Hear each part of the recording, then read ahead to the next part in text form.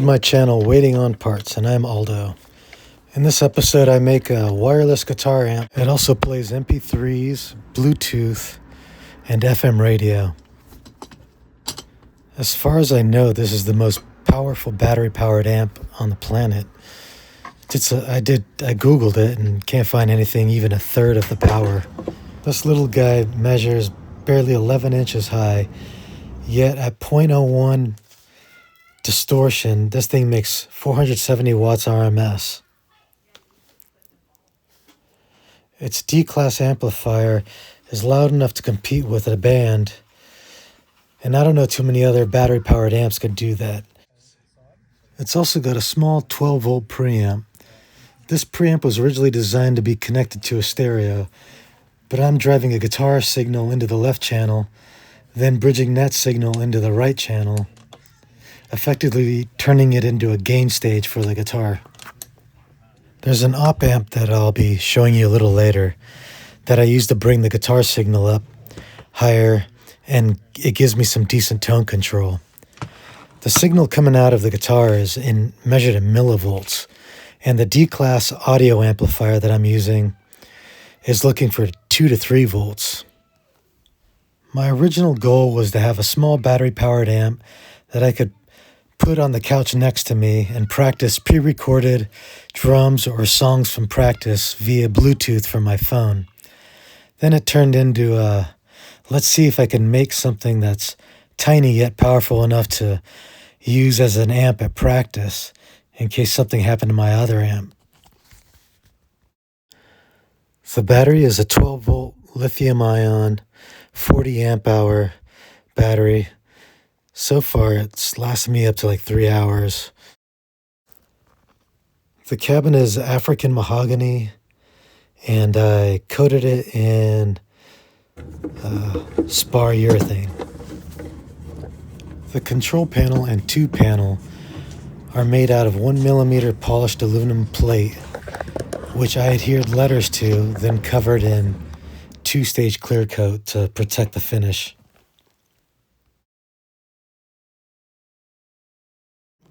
I chose a Bluetooth module with MP3 and FM playing capabilities.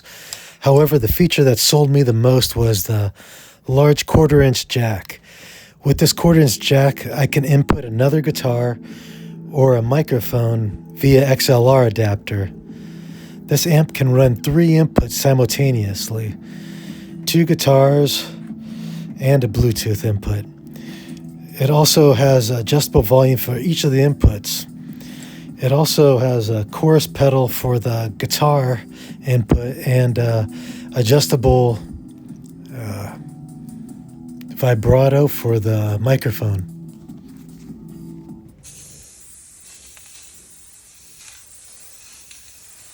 Spring spar urethane leaves a beautiful glossy coat. However, it doesn't come without its challenges.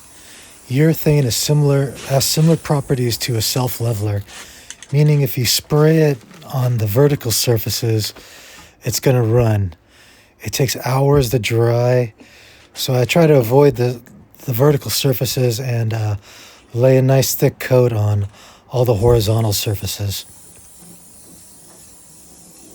I originally wanted this to run on auxiliary charging batteries for laptops. However, they couldn't handle the current draw and would shut off when the amp would pull more than 6 or 7 amps.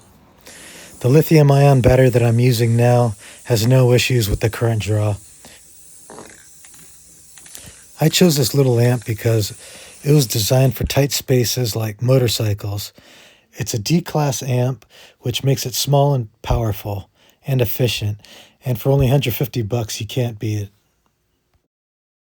I tried many different variations of op amps and tone controls, and I found one decent one that does both tone control and a decent job as an op amp.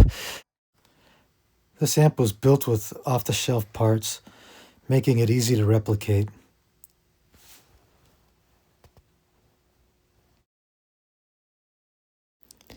African mahogany has a beautiful red color. However, it also has deep green. So when applying the spar urethane, you have to put at least 5 to 6 coats if you want a glassy, smooth surface.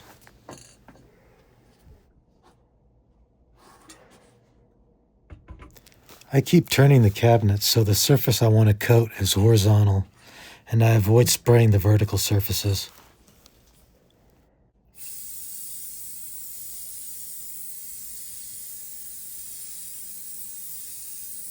I have a table that's been cleaned off and is free of dust. I then put a tarp over that. I then pull the makeshift paint booth to keep bugs and dirt off my project.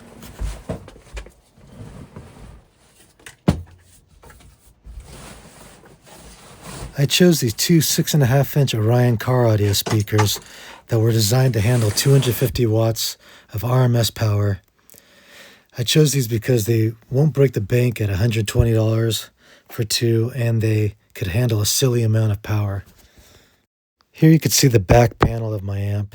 That's got a massive dual voice coil, 500 watt subwoofer, and 3 holes that I drilled for the rubber vibration mounts that are attached to the back of the amp. That's toxic enough to kill thousands of people. No one had any idea where it went. All they knew is it was somewhere at the bottom of the Salton Sea. Just like in previous accidents at Calipatria Island, official reports were classified. Everything about this bomb was top secret. We learned about it through base cleanup reports, and even those are contradictory. Here I sand the surface of the 12-volt battery down so the silicone has something to stick to. I use silicone so it's not a permanent bond to the wood.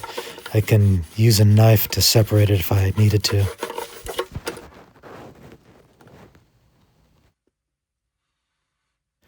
So the battery label says it's 120 amp hours. However, batteries that size are usually only 40 amp hours.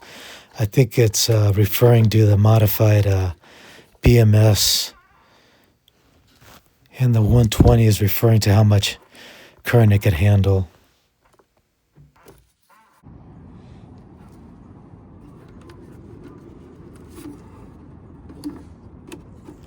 I managed to pack a lot of features in a cabinet a little bit bigger than a lunchbox. This thing is no joke.